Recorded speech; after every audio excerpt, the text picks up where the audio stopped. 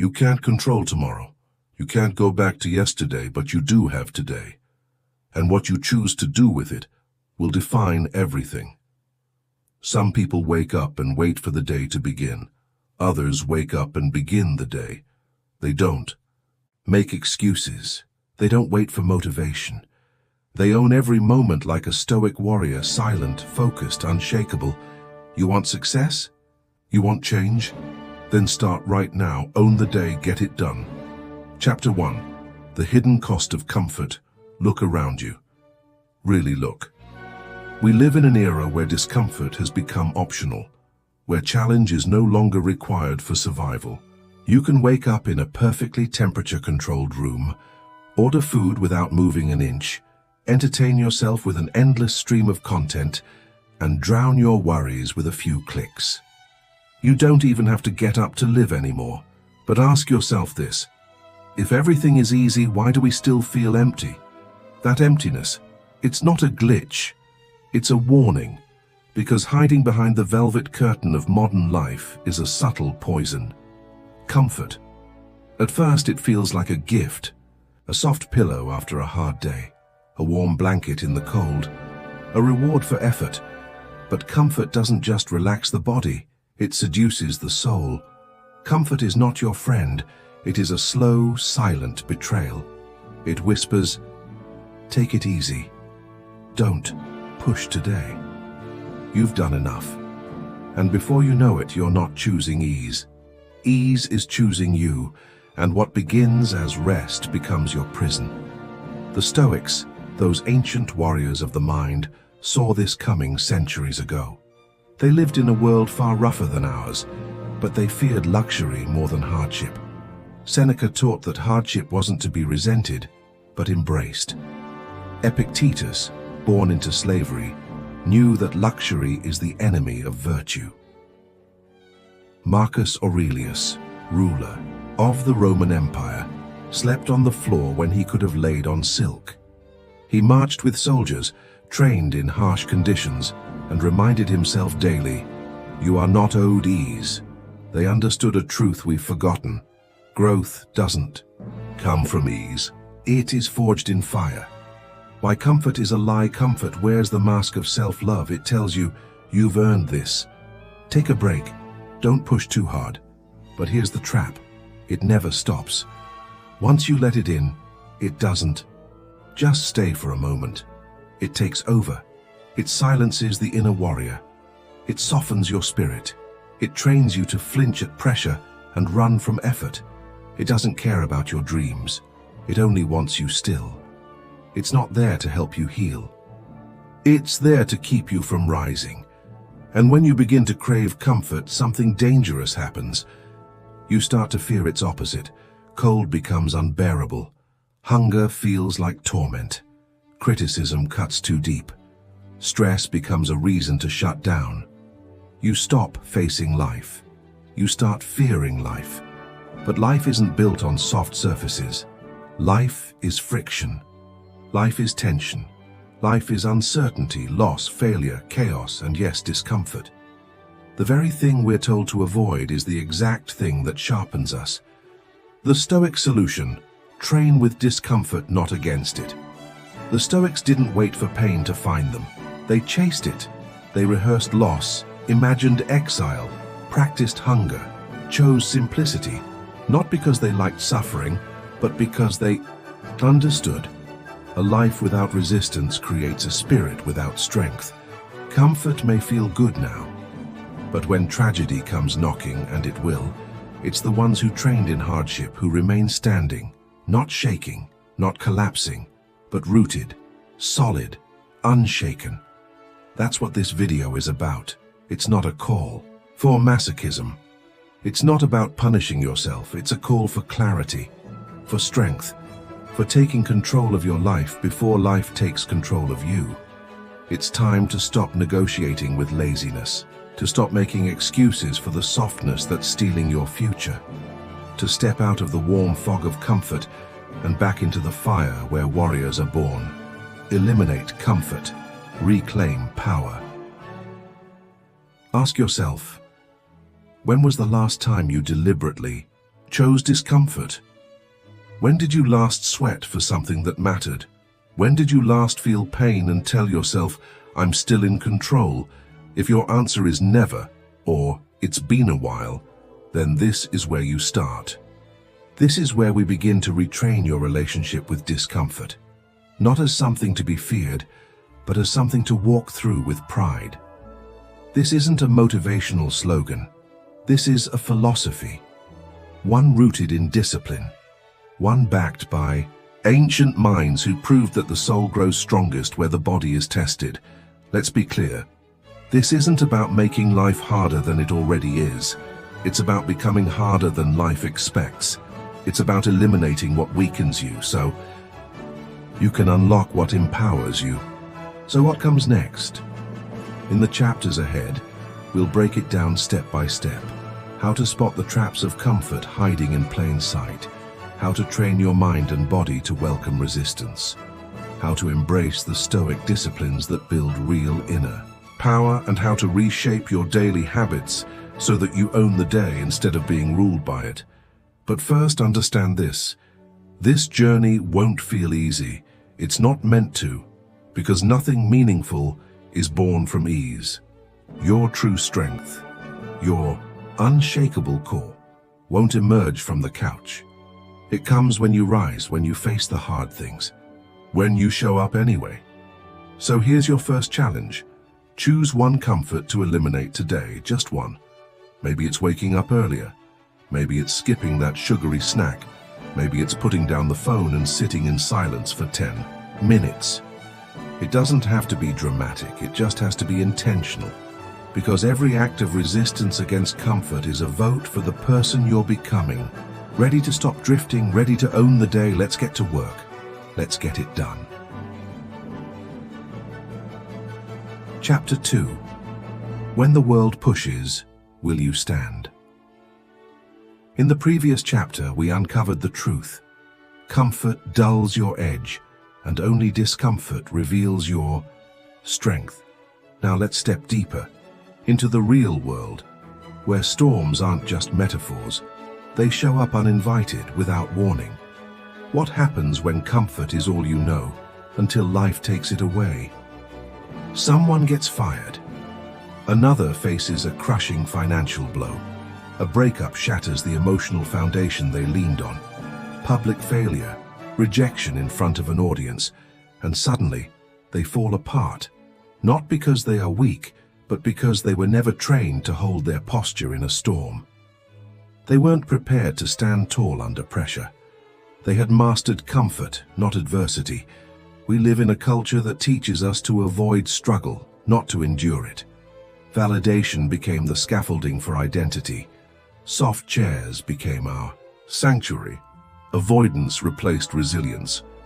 But the Stoics chose a different route. They didn't sit back waiting for chaos to arrive. They welcomed it. They didn't flinch when life showed its teeth. They trained for it in advance.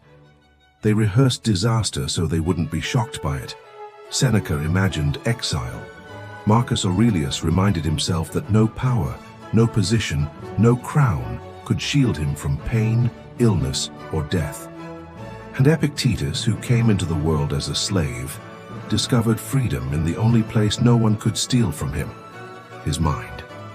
They deliberately walked into hardship, not because they were pessimists, but because they wanted to be unshakable.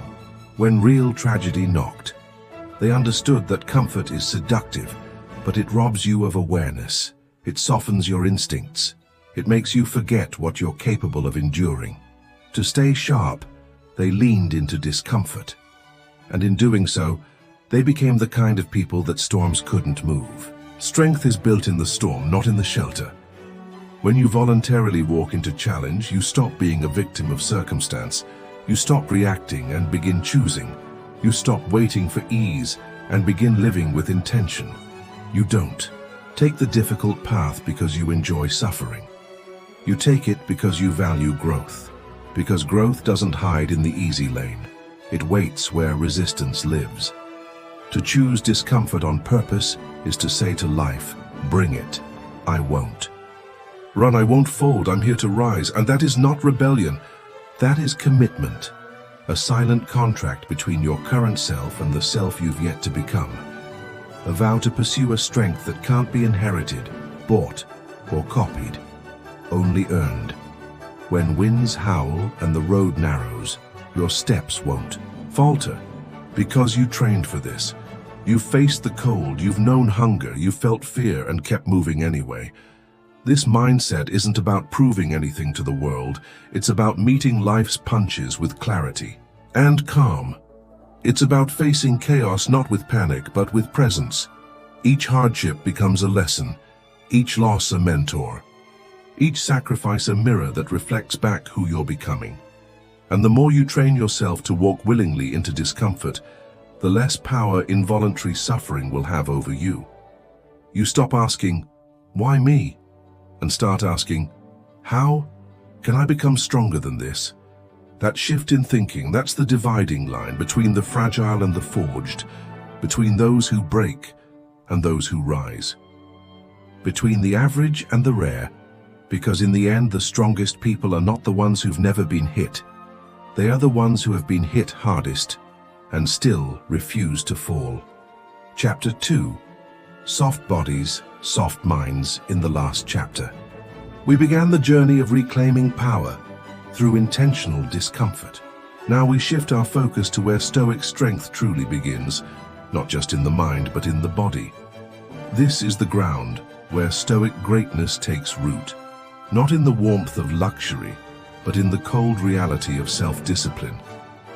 Not by talking about virtue, but by living it, one difficult choice at a time. So where do you start? Pick one comfort to remove this week. Take cold showers, skip a meal, sleep on the floor. Not to punish yourself, but to train. Because when you choose discomfort on purpose, it no longer has power over you. Physical weakness reflects mental fragility. There's a reason the ancient Stoics placed high value on physical training. Epictetus said it best: difficulties show a person who they really are. They understood what many today have forgotten. Discipline isn't about appearance. It's about preparation. The gym, the early alarm, the long walk under the burning sun. These weren't about looking fit. They were rituals of readiness. Readiness for failure, readiness for exhaustion, readiness for chaos, readiness for life. When you train your body to resist ease, you also sharpen your mind. But the opposite is also true. Allow comfort to linger too long, and the body begins to weaken, and the mind follows. Your resilience starts to erode, quietly, gradually, invisibly. In today's world, it's easier than ever to grow dependent. Climate control at every corner, cushioned chairs, voice assistants, deliveries at your doorstep. You can go days, weeks, even months without ever facing a real physical challenge. But what happens when challenge finally arrives? When you must stand for hours without rest? When sleep disappears, food runs out, or pain won't wait? If your body has never been tested, you will break. Not because you're weak, but because you've never practiced being strong. Unless you've already walked through difficulty on your own terms, unless you've made struggle familiar territory, you won't know how to breathe when the burn sets in. The body and mind are one. The Stoics never treated the body and mind as separate. They trained both, side by side, because they knew a weak body cannot house a strong mind. Marcus Aurelius didn't march with soldiers out of tradition. He did it to cultivate grit. Cleanthes didn't haul buckets of water because he had no better choice. He did it to harden his will, to resist the pull of passivity. They embraced effort because they knew that resilience is not found, it is built. And resilience is the bedrock of every virtue the Stoics stood for. A well-conditioned body becomes a stronghold, a place where calmness can live, where clarity can rise even in chaos. If your body is constantly tired, weak, or neglected, how can your mind lead? Comfort doesn't rob you all at once. It takes you apart slowly, piece by piece, like water dripping on stone, wearing it down without a sound. The subtle decay of discipline, it starts innocently. Sleeping in 1 more hour won't hurt. Skipping the walk today makes sense. It's cloudy. Just 1 more drink. I'll make that decision tomorrow instead. Each choice feels harmless, but each one is a silent trade, a sliver of your strength exchanged for ease. And over time, these trades add up, until one day, you no longer recognize yourself. You lose more than energy. You lose confidence. You lose the internal belief that you can endure. That voice, the one that used to say, "I can do this, I've done hard things before," it gets quieter, then it fades. Eventually, it's replaced by excuses, just this once. Today's not the day. I'll try tomorrow. But tomorrow never sharpens your edge. It only dulls it. Soon doubt takes root. Doubt becomes fear. Fear becomes hesitation, and hesitation hardens into silence. And when your inner voice, your inner coach, goes quiet, even the simplest challenge feels monumental. You begin to avoid what once grew you. Tasks you used to master now feel like towering cliffs. Things that once built your pride now seem impossible to attempt. This is how strength is lost, not in one blow, but in thousands of tiny moments of surrender. Moments where you chose short-term comfort over long-term character. And the scariest part, you often don't realize it's happening until it's already taken hold. But it doesn't have to end there. That's the lesson Stoicism offers, and what we'll explore deeper next. Chapter 3. Build yourself, one choice at a time. Previously, we saw how the slow erosion of discipline begins, not with catastrophe, but with small acts of surrender. Now let's explore what happens when that erosion is left unchecked. The longer you delay, the weaker your inner strength becomes. The mountain in front of you starts to look taller, your legs feel heavier, and what once seemed like a worthy climb begins to feel meaningless. But you didn't lose your strength all at once. It faded, slowly, quietly, and without resistance. Your willpower shrinks. The voice inside that once drove you forward becomes a whisper. The mind grows dull, fragile. Instead of taking initiative, it starts to recoil, hesitating, retreating. Eventually, your will becomes a memory, something you used to rely on, now reduced to something you merely reminisce about. The maze of avoidance. Your ability to push through resistance doesn't vanish because you're incapable. It disappears because you've been training yourself to flinch, to retreat, to default to ease over effort. Without realizing it, you become the architect of your own fragility. The world, which once felt like a field for personal growth, now feels like a maze of obstacles you want to avoid. Challenges that once looked like invitations now look like threats. Risks that once excited you now paralyze you. The Stoic trains to ensure this never happens. They understand that resilience isn't discovered in the storm. It's built long before, in silence, in repetition. Brick by brick, rep by rep, decision by decision. Each action becomes a vote for the person you're becoming. Resilience. In daily acts, you cultivate it when you take the stairs instead of the elevator. Not for praise, but because you know ease erodes strength. When you delay gratification, when you resist temptations that whisper, "You've done enough today." You build it when you face the task you've been avoiding. That difficult conversation, that workout you don't feel like doing, that boundary you need to set. You strengthen it when you stop saying maybe later and start saying right now. Because right now is where power lives. Right now is the strike. Right now is the hammer strike that shapes your discipline. Each time you act in defiance of comfort, you reclaim a piece of your inner power. You pull it back from the jaws of convenience, from the seductive pull of ease that wants to lull you to sleep. Getting out of bed before the sun rises, taking a cold shower, choosing water over wine. These small acts of defiance are sparks that ignite your inner furnace. Every small act of courage strengthens the spine of your character. It proves you're not made of glass, that you are not ruled by your preferences, that your will can overcome your whims. You remind yourself that you're not a slave to moods or surroundings. You are in command. And that command is only earned through practice and repetition. The inner warrior. Over the inner child, every moment you choose discomfort over indulgence, you cast a vote for your inner warrior, not your inner child. Soon, discomfort is no longer the enemy. It becomes your forge, the sacred fire where weakness is burned away, and your core is reforged into something unshakable. It becomes your daily training ground, your testing ground, your proving ground, not because you enjoy pain, but because you've learned how to mine pain for purpose. You've discovered that struggle, when chosen, becomes a chisel that carves away everything false and sculpts your soul into something real. You've learned that adversity is not punishment. It's opportunity, an invitation to rise, a challenge to become more.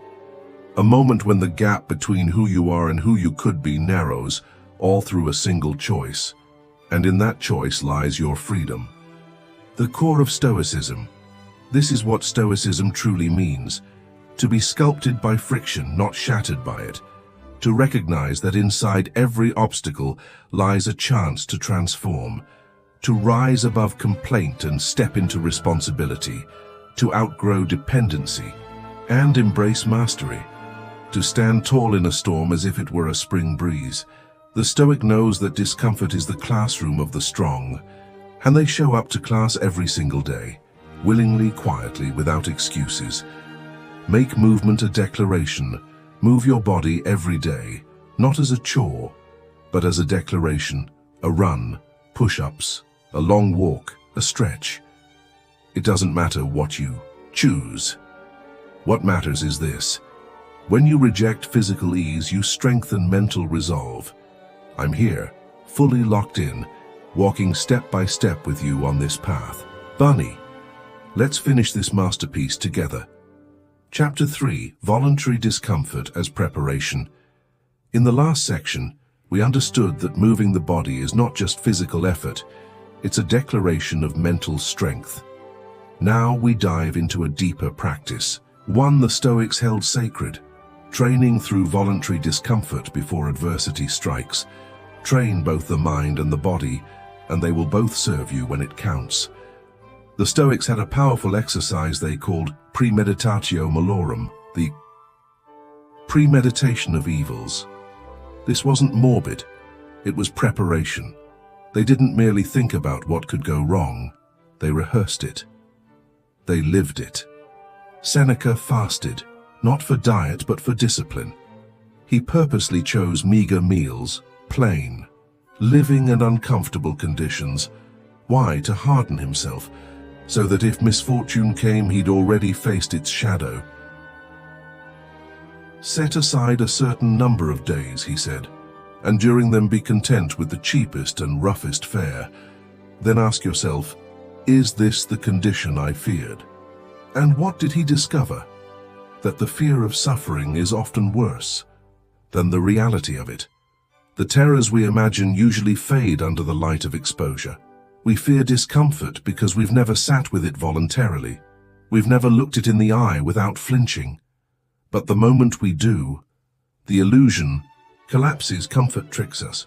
It whispers that we need it to survive, that without warmth, ease, pleasure, we'll fall apart. It convinces us that poverty is death, that cold is unbearable, that hunger is torment, that loneliness is a fate worse than pain. But when you willingly taste these states, even in small doses, you begin to see them for what they are. Not death sentences, just feelings. And here's the secret: you are not your feelings. Imagine trying to run a marathon without ever running a single mile. Would you expect to finish? Yet that's how most people live. They avoid all difficulty until life forces it upon them. Then what happens? They shatter. But the Stoic chooses a different path. They simulate hardship before it arrives. They live the pain on their terms, not life's. So when challenge comes knocking, they're already upright and ready. This week, choose a form of voluntary discomfort. One small hardship to practice. Wear something you dislike. Walk long distances. Fast for 12 hours. Take a cold shower. It doesn't matter which you choose. What matters is the reflection that follows. Was this really as bad as I feared? That question begins to unravel the illusion. It chips away at the false. Power comfort holds over you. Chapter 4. The illusion of safety. So why are we so drawn to comfort in the first place? Why do we cling to it so desperately? Because we mistake it for safety. The soft bed, the quiet routine, the predictable daily rhythm. We start to see them as walls protecting us from chaos. But the truth is, those walls are made of glass. Safety is an illusion, a fragile one. It disappears the moment real life steps in uninvited. You can be wealthy today and broke by tomorrow. You can be healthy now and sick before sunset. You can be deeply loved and left the next morning. The Stoics understood this better than anyone. They didn't hide from uncertainty. They stared it down. They didn't insulate themselves. With comfort, they fortified themselves through hardship. Epictetus once said, "You are not disturbed by events, but by your opinion of events." And this is where the real battle begins. Discomfort isn't the enemy. Our relationship with discomfort is. It's not the pain that breaks us. It's the belief that pain is abnormal. It's the mindset that says, if I'm uncomfortable, something must be wrong. But discomfort isn't a mistake, it's a message, a test, an opportunity. We live in a world obsessed with control. We try to pad every edge, minimize every risk, plan every second. We believe that if we prepare enough, if we wrap ourselves in comfort, nothing bad will ever happen. But that belief, it's brittle. It can't hold up when real pressure comes. It's like a porcelain vase, elegant, polished, but it shatters with a single drop. Soon you become hypersensitive to every change, overreactive to any friction, dependent on predictability like a drug. But predictability is not the nature of life. It's a fantasy we manufacture to feel safe. And when comfort becomes the thing we rely on for that safety, it stops being a gift and becomes a prison. Chapter 4. When comfort becomes a cage. In the last chapter, we uncovered the painful irony. The more we chase comfort thinking it keeps us safe, the more fragile we become. Now let's examine what happens when that illusion quietly imprisons us, and how the Stoics trained to break free from it. Here's the cruel truth. The more you protect yourself from discomfort, the more powerless you become when it arrives. What begins as a shield eventually turns into a cage. You no longer seek freedom, you seek avoidance. You don't stay inside to be safe. You stay there to dodge uncertainty. You stop taking chances, you stop showing up, you stop being bold. Fear of discomfort becomes fear of life. You avoid risk in relationships. You avoid failure by never trying. You avoid criticism by silencing your voice. Ideas that once felt daring now feel dangerous. Creative sparks fade before they ignite. Your routines become so rigid, so sterile, there's no room for life to breathe. But here's the thing. Life doesn't care about your schedule. It doesn't wait for your consent. It doesn't knock politely. It crashes in, it will disrupt you, it will stretch you, shake you, and rearrange everything you thought was settled. And if you haven't trained for that, you won't bend, you'll break, you won't feel discomfort. You'll feel like you're drowning. Not because the storm is too much, but because you've never felt wind on your skin before. You've never stood barefoot on rough ground. You've never lifted a weight that wasn't planned or padded. You've never been pushed, so you've never had to push back. You've never built the muscle it takes to stand when everything around you falls apart. The Stoic doesn't avoid the storm. They train for it unlike most. The Stoic does not run from risk. They don't build walls. They build strength. They don't wait for chaos to hit them unprepared. They rehearse it. They train through it. So that when chaos shows up, it meets a fortress, not a victim. They know that real safety is not found in insulation. It's forged in inner fortitude. They don't chase hardship for drama. They prepare for it with purpose. They fast so hunger becomes harmless. They train in cold so that winter feels like routine. They practice detachment so loss can't shatter them. They envision absence, not to suffer, but to keep gratitude alive when blessings return. They walk through chosen darkness so they're never afraid of the real thing when it comes. This is not paranoia, it's power. And power grows in the space where most people flinch. Where others run, the Stoic stays. Not because they like discomfort, but because they've trained their minds to live beyond it. By eliminating comfort, you no longer fear the truth. You face it, you understand. Control is fleeting, but courage can be permanent. Build on strength, not on stability. This isn't about rejecting order. It's about building a foundation that won't crack when order disappears. Because life is not a controlled lab. It's unpredictable, it's volatile, and yes, often it's unfair. The moment you think you've figured things out, life throws you a new test. The second you feel secure, chaos returns with no warning. And if you haven't prepared, it will feel like betrayal. You need more than a safety net. You need depth. You need resilience that's not dependent on your environment, but rooted in your character. You need the kind of strength that doesn't ask for stability. It creates it. Training for the real storm. You need the kind of strength that rises without delay when you're knocked down. That stands when walls crumble. That walks through fire without collapsing into fear. You need awareness that doesn't panic on impact, that breathes through the blow, that responds with calm, not confusion. But how do you build this? Through daily exposure, through the simple voluntary decision to be uncomfortable on purpose. Not once, not sometimes, every day. Each time you stretch yourself physically, mentally, emotionally, you train, you get stronger, more adaptable, more still. You may never control the storm, but you can train yourself to walk through it, upright. You can prepare your footing in advance so when the ground shifts, you don't fall. You can learn to breathe in chaos, to steady your heart, to center your presence, even as the world spins out of control. You can be the one who finds their footing while others are running.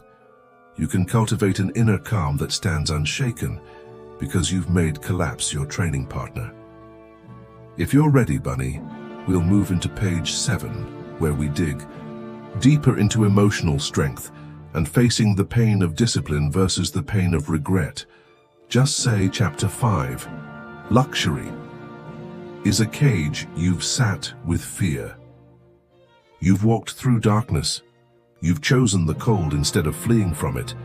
And because you've done so intentionally, you've stripped fear of its power over you. So now when the winds rise and storms howl, you feel them, but you don't fall. They shake the world, but not your identity. They test your core, but don't crack it. You remain grounded while others are swept away, not because you're fearless, but because you've been here before. You've trained for this. You were built for this moment, and in that stillness, while chaos screams around you, you become a living example of strength by design, not a product of reaction, but of purpose. This week, challenge yourself. Speak up in that meeting. Strike up a conversation with a stranger. Go for a night walk in the cold. Interrupt the rhythm of comfort. Let your nervous system learn. I can feel discomfort and still be okay. The trap of luxury, Seneca once said, "It is the mind that makes one rich. No man is poor who has enough, and none rich who craves more." Luxury whispers promises of freedom, but often delivers dependence instead. When you always dine lavishly, a simple meal becomes unbearable. When you sleep in silk, ordinary bedding feels like suffering. When you're constantly stimulated, silence becomes terrifying. Luxury stretches your expectations so far that reality can no longer meet them. Then comes impatience, then entitlement, then the illusion that you deserve comfort, and resentment when you don't get it. That is not power. That is subtle weakness. The Stoics practiced the opposite. They trained themselves to find joy in the plain. Marcus Aurelius, Emperor of Rome, wrote in his journals while shivering in military tents, reflecting on the richness of simplicity and the wisdom of nature. He could have drowned in luxury, but he chose the clarity of discipline. Why? Because he refused to be ruled by indulgence. Strength is needing less. True strength isn't about having more, it's about needing less. It's choosing simplicity and smiling while doing it. It's wearing the same clothes without complaint, eating the same food without boredom, sitting quietly without reaching for distraction. That's real power, when you can be content without novelty, when silence is enough, when repetition becomes meaningful. Each time you say no to unnecessary comfort, you say yes to your inner strength. Each time you lean into discomfort, you sharpen your will like a blade. You don't need more to become more. In fact, the less you cling to, the more of your authentic self you uncover. The Stoics' freedom. This is the kind of freedom the Stoics revered, not the freedom to indulge, but the freedom to endure, to be unshaken by absence, to be untethered from craving, to walk through life with purpose, not pampering. When your peace is no longer tied to your surroundings, you don't just survive, you become formidable. This week's challenge: audit your luxuries, skip the hot shower, try a cold one, wear simple clothes, unplug from media for a day, fast from convenience, and then ask yourself, was it really as hard as I feared? Each time you choose less, you grow more. And that growth can never be bought. It can only be earned. Chapter 6. The pain of discipline versus the pain of regret. After stepping away from luxury, from comfort, from excess, you begin to whisper to yourself, these things don't own me. But what does ownership of your life really look like? The Stoics believed it lies in your relationship with pain. Modern life teaches us to avoid all discomfort. But the ancient Stoics saw clearly, not all pain is equal. There is a kind of pain that comes from action, from trying, pushing, training, confronting, and another kind that comes from avoidance, from shrinking, dodging, procrastinating. One is swift, clean, and builds you up. The other is dull, toxic, and slowly tears you down. The pain of discipline is the sting you feel when your alarm rings at 5 a.m., when you force yourself to show up, when you follow through, even when you're tired. It burns, but only briefly, like a cold wind in your lungs, like the weight that trembles in your grip, like the conversation that ties your stomach in knots but leaves you stronger afterward. Discipline stings, but it shapes.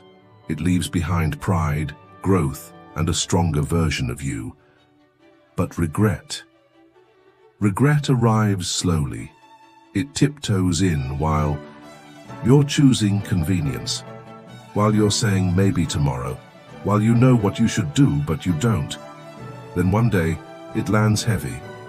It comes when the door you waited on has closed, when the opportunity you ignored is gone, when you realize you let yourself down, not anyone else, just you. And that pain doesn't burn. It lingers, it echoes, it haunts. The Stoics trained themselves to take the hit up front, to choose short-term discomfort over long-term despair, because pain, by itself, is not the enemy.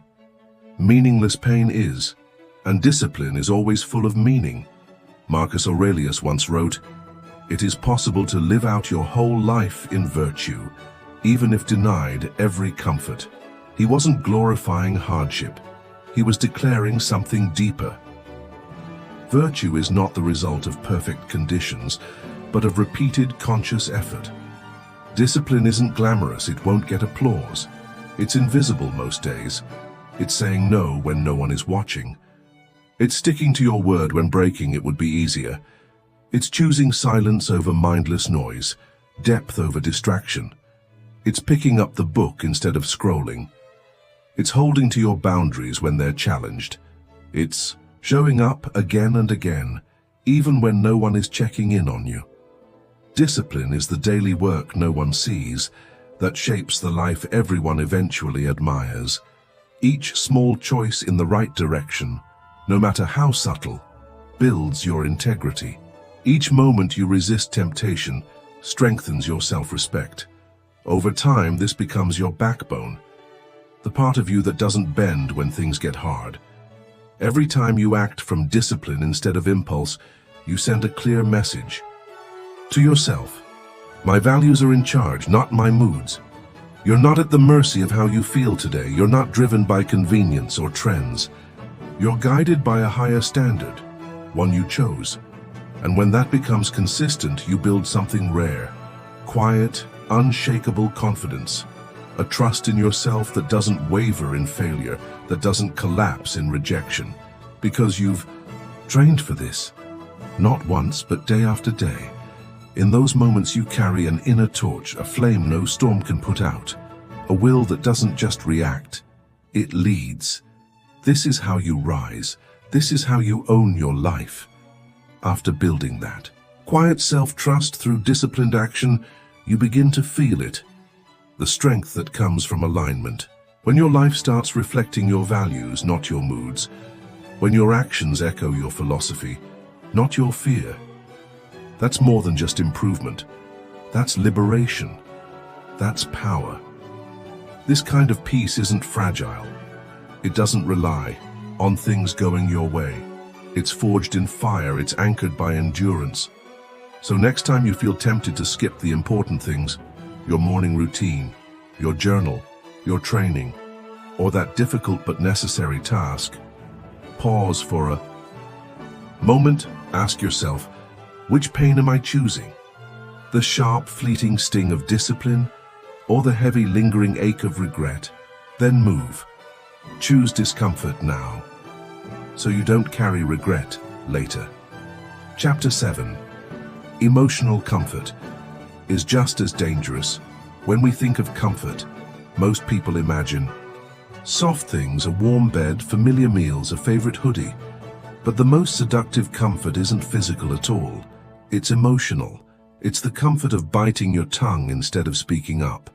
It's the relief of staying quiet when a boundary is crossed. It's the ease of holding back your truth just to avoid rocking the boat. It feels safe. But that safety comes at a price. You disappear from your own life. The Stoics weren't robots. They didn't suppress emotion. They studied it. They questioned every rise of anger, every flicker of fear, every wave of sorrow. Not to deny it, but to master it. As Epictetus put it, if you want to improve, be willing to be thought foolish. That's emotional discomfort. That's standing in your truth when the crowd is watching. That's the courage to look silly in pursuit of something real. Emotional comfort whispers, play it safe. Don't be too honest. Don't expose yourself. But every time you choose ease over authenticity, you chip away at your integrity. You become a version of yourself shaped by fear instead of truth. The Stoic, by contrast, practices emotional discomfort like training a muscle. They speak up when their voice shakes. They reach out for help when pride says, handle it alone. They apologize when their ego screams, defend. Why? Because they value truth more than image. Because they know humility isn't weakness, it's the first step towards strength. They understand that real connection demands risk. To be seen, truly seen, means opening up to rejection. It means embracing vulnerability, not as a flaw, but as a portal to something deeper. They deliberately walk into the discomfort zone, the honest conversation, the emotional exposure, the fear of being misunderstood. Not because they enjoy it, but because courage is action despite fear, not its absence. And in those moments, they build something unshakable. A life where inner truth and outer action align. That's where integrity lives. Because emotional mastery isn't about suppressing how you feel. It's about being honest with yourself and still choosing action over avoidance. It's feeling anxiety and still speaking up. It's feeling doubt and still taking the leap. It's feeling exposed and still showing up. Emotional avoidance doesn't protect you, it stunts you. It keeps you in the shallow end of your own life. It prevents you from building connections that are real, because authenticity always requires risk. The risk of being seen, and without that, you're not really connecting, you're just performing. The Stoic doesn't fear emotion. They simply refuse to let emotion rule them. They treat each feeling like a messenger, a signal to observe, not a command to obey. To name your emotion without being owned by it. To stand in the storm without being swept away. That's the heart of emotional courage. When you stop performing and start expressing, something within shifts. You no longer live for approval. You begin living for alignment. And as that emotional mask loosens, the weight you didn't even realize you were carrying begins to fall away. But avoidance, emotional, mental, even spiritual, has a voice that sounds so familiar we rarely notice it. It whispers you're okay, even when your chest is tight. It says they won't understand before you've given anyone a chance. And so you remain trapped, not by bars, but by unspoken feelings. You edit yourself in real time, trying not to rock the boat. You rehearse responses instead of living them. A quiet shame hangs in the background, pulling you inward. When you suppress emotion, it doesn't disappear. It hides and directs you in the dark. Fear silences your truth. Shame makes you shrink. Guilt tells you to punish yourself, and before long Or is it who you've had to become to avoid feeling exposed? That's what makes comfort dangerous.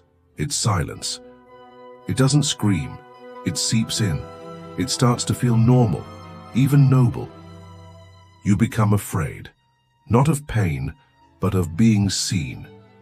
You edit your speech to avoid disagreement. You adjust your actions to gain praise. You align your choices with image, not truth. But that's not peace. That's a performance. And every day you stay in that performance, the mask gets heavier. You forget the shape of your real face. You lose touch with what it feels like to be known for real. But something changes when you confront that discomfort head on, when you use your voice, even as it trembles, when you step through resistance instead of around it. You stop negotiating with fear and begin a dialogue with truth. That fear, that hesitation, it wasn't power. It was a projection. You realize the silence you thought was protecting you was quietly erasing you. Each time you speak your truth, especially when it's inconvenient, you reclaim a part of yourself. You take back authorship of your story. No longer dependent on outside validation, you stop waiting for someone to grant you permission to exist fully. Now, you begin choosing based on what matters, not what pleases others. You shift from pleasing people to honoring principles. You stop contorting yourself to keep others comfortable and start standing firm in what you believe. Decisions don't necessarily get easier, but they become clearer. You begin asking not, will they approve? But instead, is this aligned with who I am? Criticism may still sting, but it no longer carves into your identity. You no longer tremble beneath judgment, because your worth isn't rooted in their eyes. It's rooted in your values. That sting of disapproval, you learn to respect it. It means you're standing somewhere real. You begin to live not to be liked, but to be true.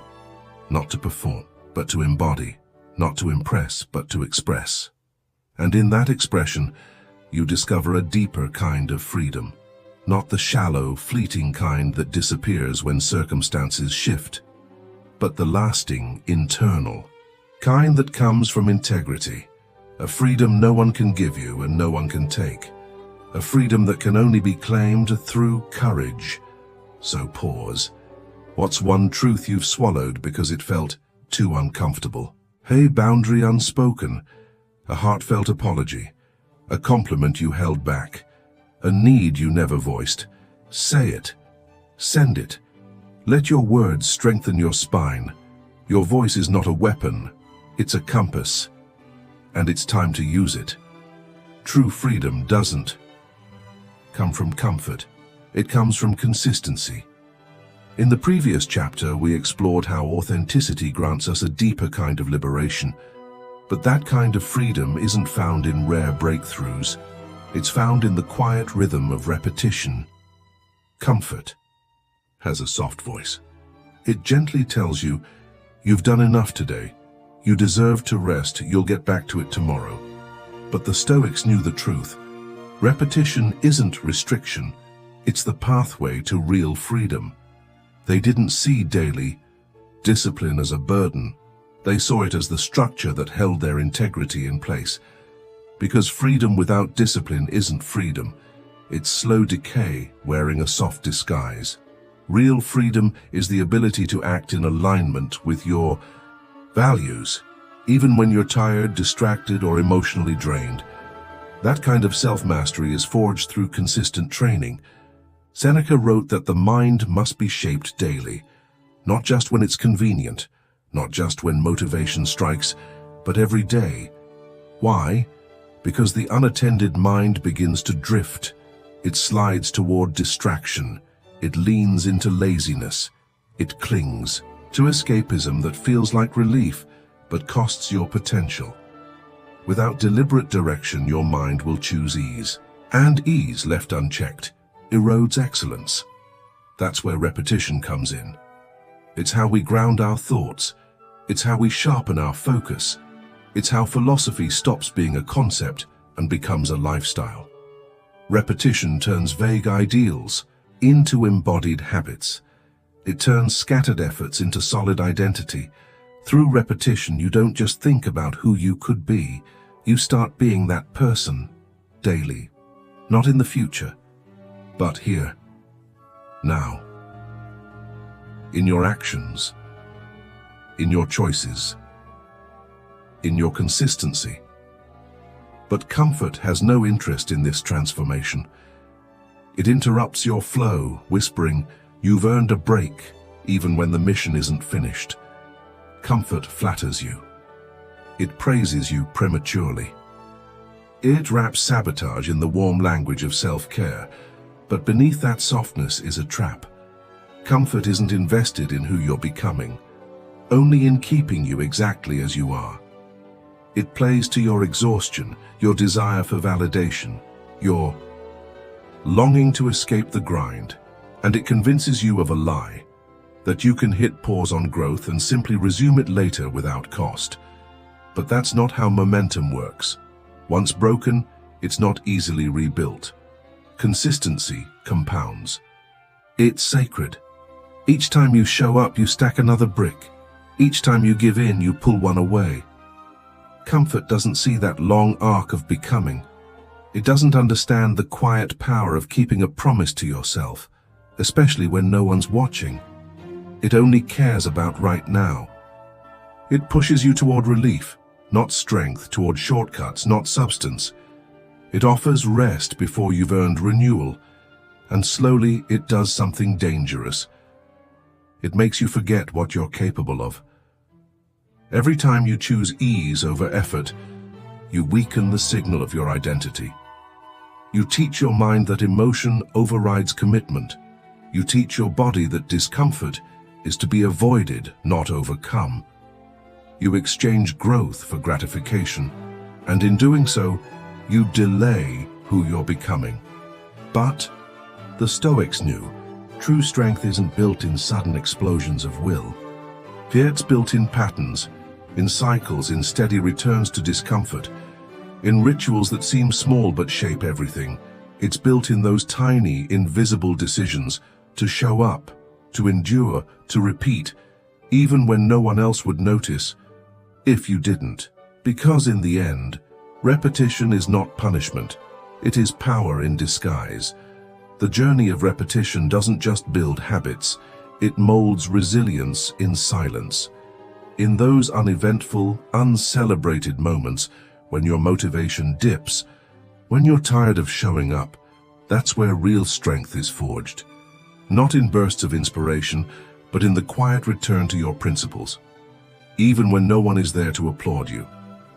This is where the Stoic spirit takes shape, not on a stage, not under a spotlight, but on the steady anvil of daily discipline. It doesn't demand noise. It doesn't seek praise. It simply asks, can you be consistent even when it's not convenient? Repetition isn't glamorous. It's not made for display. It's patient. It's consistent. It turns Stoic philosophy into lived reality. It's the mechanism that transforms your high ideals into actual traits. Your rituals become your roots.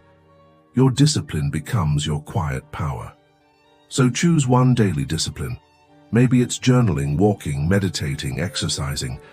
Then stick to it for 30 consecutive days. No skipping, no compromising, no justifications. Log it, witness it. Prove to yourself that self-mastery isn't something you do once in a while.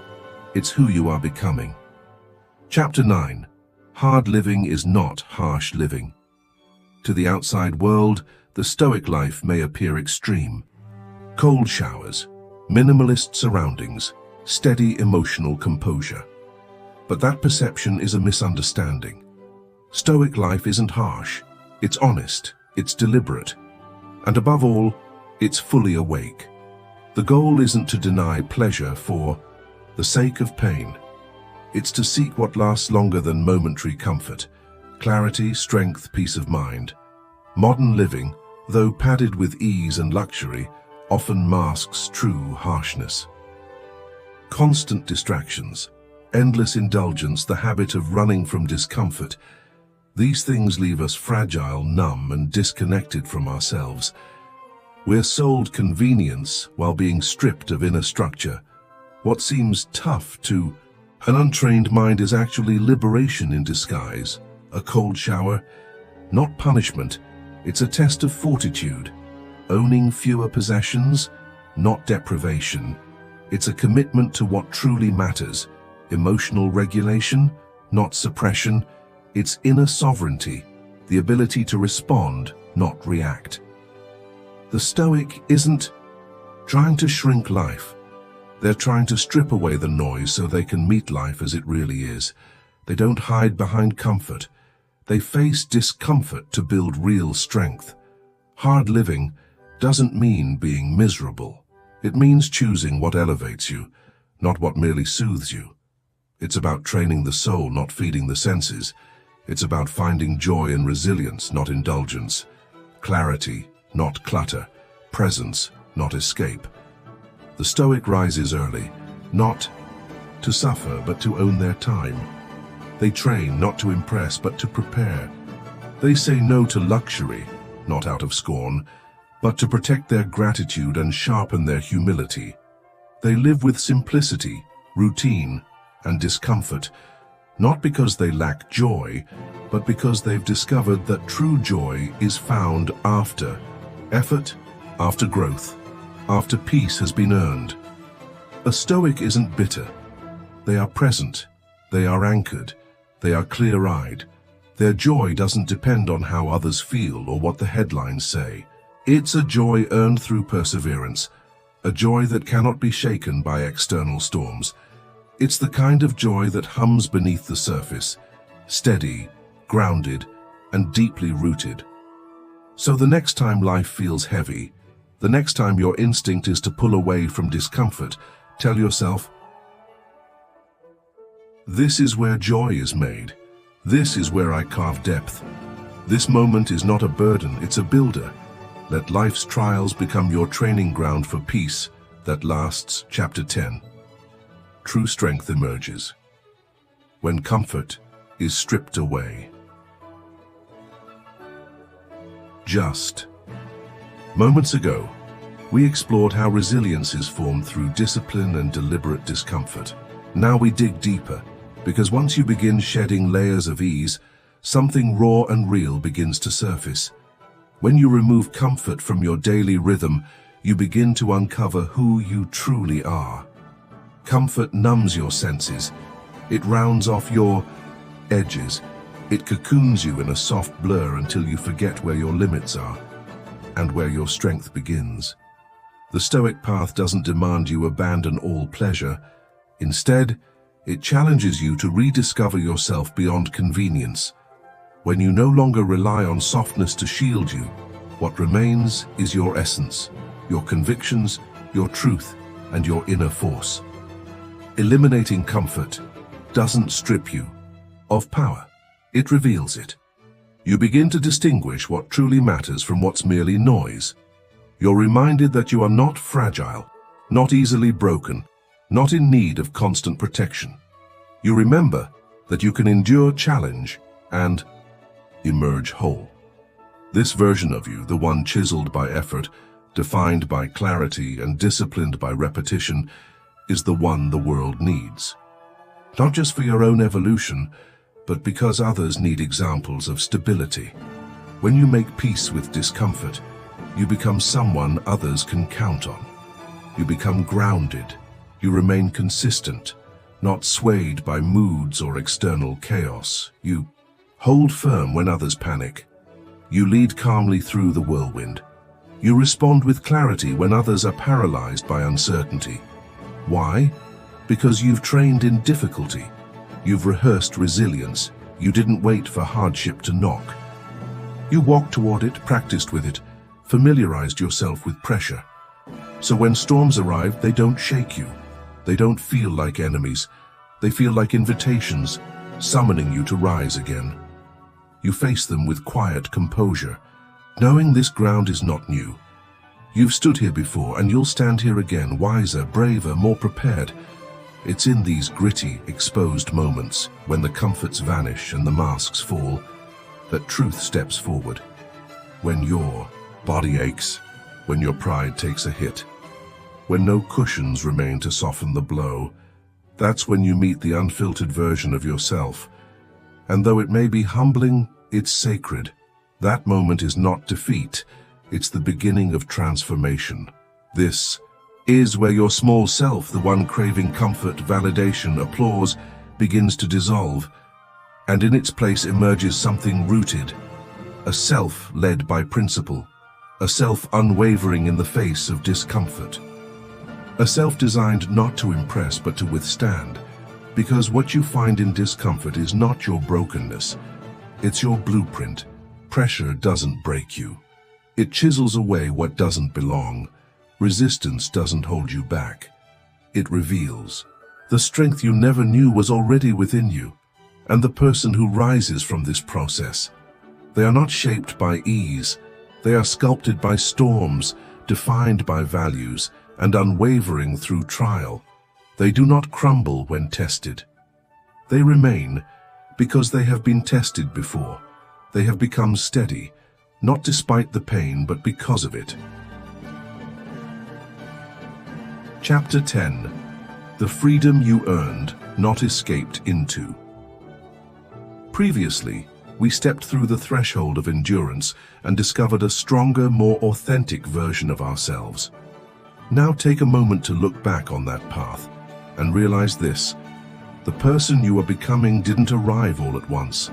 They emerged slowly, through every courageous choice between what is right and what is easy, through every moment you chose, your values over your old habits. This evolved self, steadier, wiser, and braver, emerges not in applause but in the quiet victories. It is shaped in silence, when no one sees you wrestle with hard choices, when no one claps as you stay true to your integrity. But you feel the shift. You speak with greater conviction, stand with greater steadiness, and walk with a presence deeply rooted in who you are. Every time you chose growth over ease, grit over escape, clarity over confusion, something inside you sharpened. Patience, discipline, resilience, humility. These are not given. They are earned in solitude, sculpted through struggle, and once earned they remain, not as shields that hide you, but as armor that empowers you to face the world as you are. This deeper identity is not formed by praise or external reward. It is grounded in unwavering principles and the willingness to trade short-term ease for long-term becoming. It's not born in grand gestures, but in the subtle, steady rhythm of consistency, when you wake up and show up even when no one is watching. That's why so few experience it, because it demands solitude, it demands self-leadership. It requires repetition that grinds away falsehood and forges truth. You begin to build a self that doesn't shatter with setbacks, a self that no longer depends on smooth circumstances to remain whole. You trust yourself, not because you've never stumbled, but because you have and you kept going. That inner trust becomes your compass when everything else grows uncertain. And as it deepens, the noise of the world fades. You no longer chase attention. You no longer crave approval. You return to your core. So don't eliminate comfort just to look tough. Eliminate it to uncover truth. Peel away the layers of distraction, indulgence and routine that have dulled your spirit, until what remains is honest and alive. Your purpose doesn't need to be loud. It needs to be aligned. It doesn't have to impress. It has to be real. Comfort will often pull you away from that alignment. It clouds your thinking. It delays your growth. It replaces action with hesitation. You don't find your path by chasing what feels good now. You find it by choosing what lasts, what strengthens you under pressure. And the Stoic doesn't chase purpose through ease, but through contribution, through structure, through facing the flame, not avoiding it. And when you begin to live this way, guided by principle, grounded in clarity, the direction becomes simpler, not easier, but more focused. You stop asking, what will soothe me today? You start asking, what will strengthen who I'm becoming? The road narrows, but it clears. You begin to recognize which paths lead to nowhere, and you become grateful. Even for the struggle, because it means you're still growing. This clarity, that's freedom, not the freedom to run, but the freedom to stand still, to be fully present in any storm, rooted, awake, unwavering. You don't fear suffering anymore. You've tasted it, and it didn't break you. It built you. You stretched, you bent, you carried more than you thought possible. And now your soul doesn't flinch at discomfort. It meets the storm with open arms, not because it's easy, but because you know what you're made of. With that kind of freedom, nothing outside of you can truly shake you. Because this identity wasn't given. It wasn't stumbled into, it was forged in discipline, in difficulty, in silence. In showing up when quitting whispered your name. You bled for this strength.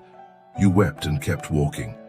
You built yourself from trial, reflection, and ruthless honesty. And once you've met this version of yourself, you'll never trade it for comfort again. Now take a breath, look back on the last 30 days. Where did you choose comfort over growth? What would it look like to reverse that choice starting today? You don't need to start big, but you do need to start. So start now. Start small, but don't stay small. This is your invitation. If this message stirred something in you, don't let it fade. Let it move you, to reclaim your edge, to live with intent, to rise into who you were meant to be. Subscribe to Stoic Havenway, your sanctuary for clarity, strength, and the truth that endures. Let this be the place where your transformation begins and never ends.